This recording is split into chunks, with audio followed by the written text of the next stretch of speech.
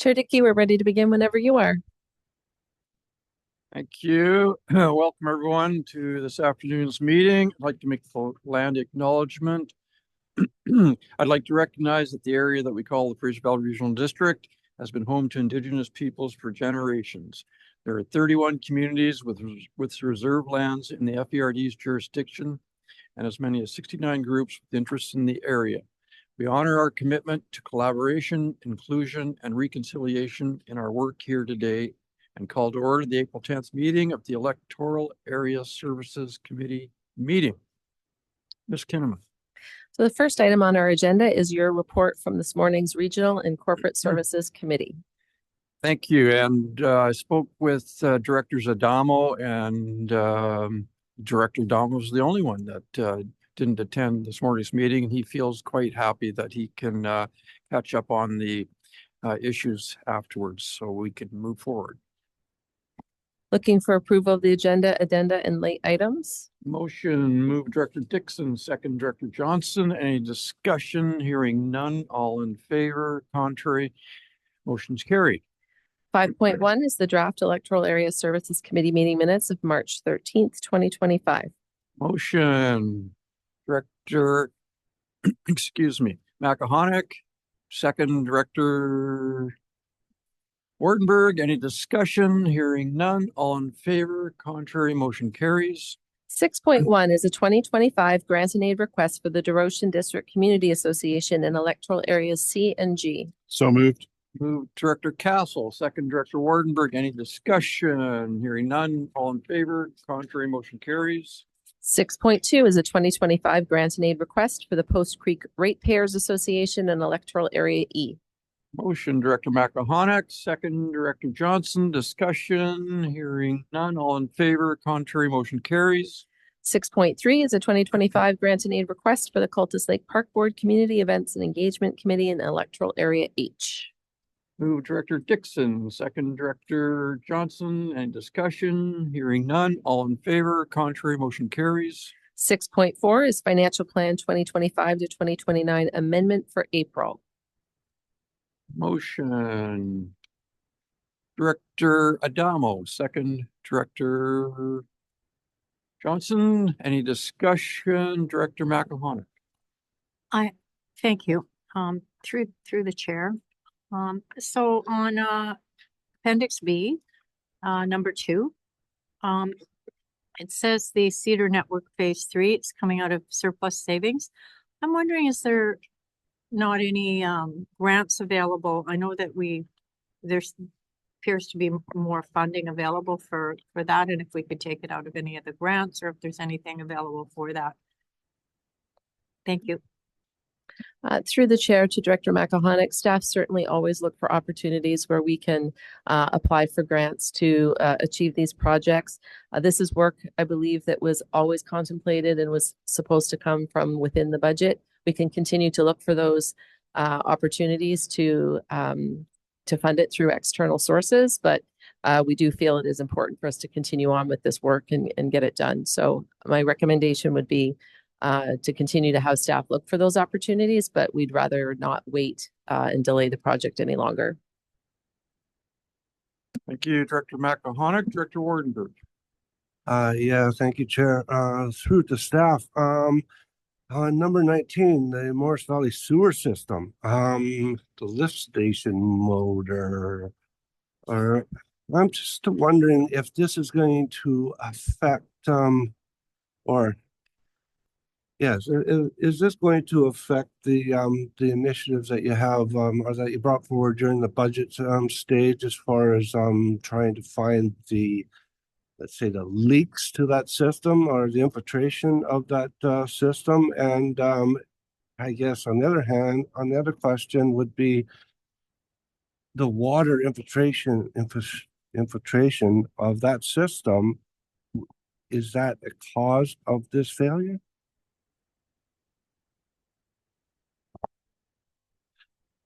Through the chair to Director Wardenberg. the budget amendment that we're proposing isn't directly related to the I&I issues that the system is experiencing. This is simply a component of one of the lift stations that's worn out and needs to be replaced, and due to its value requires a budget amendment. There is an argument to be made to your second point that because of the higher flows that must pass through our collection system, that it did, or it may have worn out prematurely just because it is processing or handling that much additional flow. Okay, thank you. Good. Thank you, Dr. Wardenberg. Any further discussion? Hearing none. All in favor? Contrary, motion carries. 7.1 is covenants for subdivision file, as noted, 6-lot strata subdivision of 3636 Columbia Valley Road in electoral area H. Motion, move Director Dixon, second Director Johnson, discussion Director Dixon. Thank you, Mr. Chair. Just for, I guess, this meeting, does this mean that then everything will be in place for the developer to move forward with these 6 homes? Through the chair to Director Dixon, there are still a number of items that must be addressed before the application can be finalized, namely connection to the Cultus wastewater treatment plant. Thank you, Director Dixon. And just a question through to staff. I noticed this is a strata development. So what causes it to go strata rather than typical fee simple type of subdivision?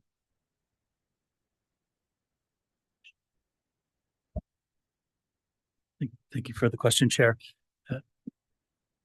A common push for a developer to develop a bareland strata development rather than a fee simple is if there are internal roadways required. The strata roads can be significantly narrower than public roads that MOTI takes on, and so in this case, access from Columbia Valley Highway wasn't supported because it could back up traffic and cause safety concerns on Columbia Valley Highway.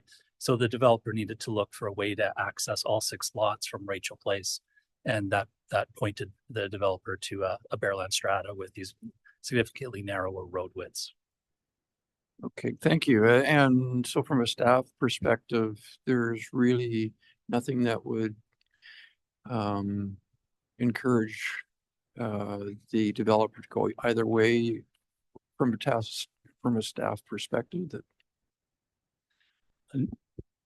often not. There'll be times when we have reason to prefer one over the other, but ultimately the choice and the decision is made by the developer. Okay, good. Thank you.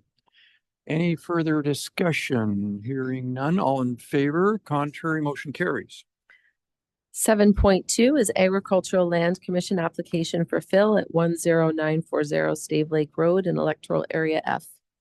Okay, for motion. Davidson moving to refuse to forward. Thank you, Director Davidson. Seconder, Director Castle. Any discussion? Hearing none. All in favor? Contrary, motion carries. 7.3 is Steward Logistics Inc. Towers Telecommunications Tower Referral at 58251 Laidlaw Road in electoral area B. Motion, Director Adamo moves, second Director Johnson, discussion. Hearing none, all in favor, contrary, motion carries. 7.4 is Fraser Valley Regional District repeal of the Cultus Lake Sewer Connection and Regulations Bylaw number 1784. Move Director Dixon, second Director Wardenberg. Any discussion? Hearing none, all in favor, contrary, motion carries. 7.5 is update on proposed Harrison Rise development at 43837 and 43873 Lougheed Highway, Area C. Motion, move Director. There is no motion. Oh, Director pardon me. Yep. Sorry. It's just an information item, but happy to answer any questions. Okay, excuse me. Director Wardenberg. No questions, just a statement. I'd just like to thank staff for a very comprehensive report, and I think it reflects what's happened in the last year or so, and it also reflects the reality of the real estate market. in this environment that we live in today. Thank you, Director Wardenberg. Any further discussion? Hearing none, we'll turn things back to Ms. Kinnaman. Thank you. So moving down to item 10, which is reports by electoral area directors. Director Johnson, would you like to begin? Thank you, Chair. Well, later in March, I don't remember the date exactly, but I actually had the opportunity to attend a workshop in Hope that was titled Building Resilient Communities, Healthcare and Beyond, which was really informative, and I was happy that I had the invite and enjoyed being there. Thank you. Good. Thank you, Director Johnson. Director Wardenberg. Yeah, quick report. Everything happened in one day, but it was a busy Saturday for me. I attended the Lions fundraiser at the DeRose Hall. Was a big success. And the ACES Seed Exchange in Area G as well. And also a bingo fundraiser at the Harrison Mills Hall, which I don't have the final numbers for, but I think they raised about $3,000 for repairs to the hall. Thank you. Good. Thank you, Director Wardenberg. Director Dixon. Oh, thank you, Mr. Chair. I guess the first one is I just want to say I was happy that I was able to attend the cleanup on Swally land on Sunday, and there was many volunteers there, and as well as people from Swally, so I was happy to be able to support them on that one. Which kind of leads me to another one, which is a concern, just that we're dealing with certain in my area now, as well as I know in electoral area E and probably all of our areas, and it is has to do with the homeless, and there's a small number living in my area, but they have cut trails and damaged the forest and managed to wiggle their vehicles way down off the road and take the wheels off them and things like that. And so the concern is just the ongoing damage that is being done, as well as in my area, theft and increase in that. And there, people are worried about the fire season. So I've been working with several of my contacts, just trying to build awareness and I'm looking for a better solution. I think probably we all are, and we haven't yet found it. So that's one of the things going on. Yesterday, I started delivering Fire Smart flyers. We will be doing a chipping program in the Parkview area, and those are really well received. This is the second year we're doing that, and people are happy to pile up their sticks at the end of their driveway, and the chipper will come along at the end of April and take care of that. So I think it's a great opportunity for our area to clean up a little bit of the debris and keep it a bit more fire safe. So happy about that. The road projects, and there are many of them in my area. It's a little bit like driving through an obstacle course, but Ministry of Transportation and Transit are very busy replacing culverts at Teapot Hill and Maple. There's 3 sections in there, and it's a huge project that's coming along nicely. The Blue Creek project is a little bit slower because it rained, and they can't work when it rains because there's too much debris in the creek and in the kettle. So, but that one's continued, and maybe it'll be finished up in July. Not really sure, but I did tour that site the other day and have a meeting with MLA Warbus tomorrow about some of the logging and activities that have been going on in Blue Creek. So we'll see how that goes. Setting up a summer planning meeting. I've got a lot on the go today, don't I? Wow. Setting up a summer planning meeting with RCMP and Falls Lake Park Board and Communications. Hopefully we're looking at the end of April for that. And most of those things are in place, but it's just nice to have a get together so that I can tell residents what's going on. And anybody that likes to hunt for Easter eggs, we've got an Easter egg hunt at 11 a.m. up at the Columbia Valley Hall this coming Saturday. And there's various age groups will have a chance to hunt. And I imagine it'll be over in about 10 minutes. So if you're coming, come for 11. Anyway, that's it for me. Thank you. Great. Thank you, Director Dixon. Director McElhaun. Thank you. So I was able to attend the Chilliwack Better River community cleanup this year with family members, and beautiful day for it. It was 114 volunteers. Have a group community partnership with the Chilliwack Tourism, and they were looking for, and we meet and with their executive director, Allison Colthorpe, and they were looking for some volunteer opportunities. So I've been able to connect them, and they'll be coming out and bringing volunteers for the cleanup in September and possibly forward. And they have great socials, so I think this will really help in building up the volunteers to do the cleanup.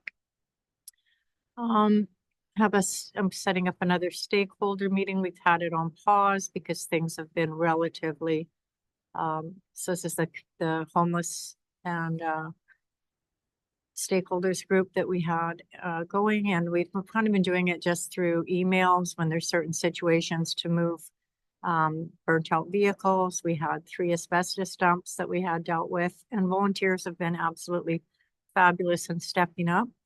But with the displacement of the homeless that Director Dixon was talking about, we've got a serious situation in our area. And so I've got a meeting set up, and I've invited Director Dixon to attend with me with the acting superintendent of the RCMP. I have a letter that I'm just about finished drafting that I'll put forward to Jennifer Kinnaman and our chair, Patricia Ross. And what else do I have here? So yeah, so just for Peter's benefit, I spoke to this at the RACS meeting, but they're in one area in particular. Just over the last week, we had 1 small camp. Now we have 7. It's adjacent to families, 2 trailer courts, and there's been people's 4 freezers that have been emptied of people's food. There's been people being threatened. There's been theft. It's pretty serious. So working on that, and yeah, lots of calls. People are upset. They're angry. They're scared, and we so I'm going to be working on that to try to find some solutions and looking for any collaboration that we can. And then also the Chilliwack River Valley Residents Association AGM is April 16th, and we have and I don't have the last name in front of me, so please excuse me, but Tarina set it up. Jonathan will be coming from emergency management to do a presentation on the evacuation plan and emergency management. So really appreciate that. And then I'm supposed to have a table with some fire smart so we can get some more neighborhoods hopefully fire smarted. Right now we have 2, Post Creek and Celeste. So we're hoping to have other people step up for that. And just thank you to staff that have been really helpful with some of the calls I've made in, and really appreciate that. Thank you. Good. Thank you, Director McElhaney. Director Castle. Thank you, Chair Dickey. I just want to start by thanking Director Wardenberg for attending so many events in Area G and for inviting me to be part of the Music Bingo fundraiser, which I guess technically was in the District of Kent. So you spent like a whole, good for you. Good for you. Pleased to report also that the Sasquatch Lions raised over $17,000 during their garage sale and auction. That doesn't take into account the money that was also raised through the pancake breakfast that was hosted by the volunteers of North Fraser Fire Department. So just want to give a shout out to the community and all of the businesses who supported that. And I supported the cause by purchasing another 1-night stay at the Sasquatch Inn. So I look forward to spending a night in Area C soon. I also attended a meeting with Fraser Nicola MLA Tony Luck, along with directors Davidson and Wardenberg. We discussed a range of topics pertinent to the electoral areas on the north side of the river, including the protection of agricultural lands, unpermitted fill, flood mitigation, infrastructure funding, and development. I appreciated MLA Luck's time and attention to these important topics. He left with a lot of notes, and looking forward to working with the MLA to find solutions to our challenges. Thank you. Thank you, Director Castle. Director Adamo. Thanks very much. I've been extremely busy since our last EASC. Made a presentation to the Royal Canadian Legion Executive, Branch 228 here in Hope, in search of a new recruit to participate in our housing initiative, along with the District of Hope, Cedar Strong, and Fraser Health, and the ministry responsible for housing as well. So we're working together as a big dynamic team, trying to look for some solutions and to do some research into what it is that we need. Had a driving tour with a local realtor, a well-known realtor in my area, where he drove and kind of gave me a history lesson of all of Area B, who owns what, and in a search for identifying some potential development opportunities, along with some interested investors into the area. So that was a great afternoon spent for looking towards the future of our community. Met with an investment group from Alberta and some local landowners as well, with a potential truck liquid waste solution. And I wanted to, I'm not sure if Tarek is there or not, but I wanted to thank him for kind of getting last minute roped into a meeting this morning that we had via Teams. And I really appreciate his insight and support on this matter as well.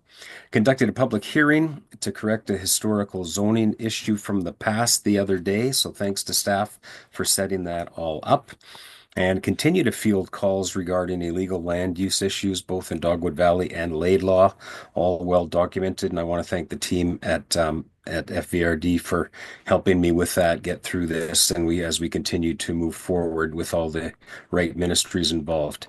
Had a meeting with Chief Peters regarding a possible solution for the mining pit expansion, which is extremely controversial in the Hope District area. We thought that it would have some impact on Area B, however, it did not, but perhaps there's a solution that Area B has to offer, along with a partnership with Yale First Nation. So we're really looking forward to moving forward on that. Attended a new meeting with our fire chief from the Sunshine Valley and his new board of directors last week, looking for some solutions. As everyone is well known by my bringing it up numerous times, we're the only volunteer fire department in the entire Fraser Valley Regional District area that does not have funding or is not part of the umbrella of FVRD. So they're a self-funded organization. So we continue to look for solutions to assist with them. We have an RCMP blitz set up through some provincial funding that took place that's going to be happening, which I can't talk about because it's a secret, but it's great news and the first time for our area to receive some additional support like that through long weekends. I want to thank Andrew Schellenberg as well, our Fire Smart guy. We've got both programs taking place in Sunshine Valley and Yale. And I think that's it for now. Oh, and just for fun, I reffed 5 hockey games in a row.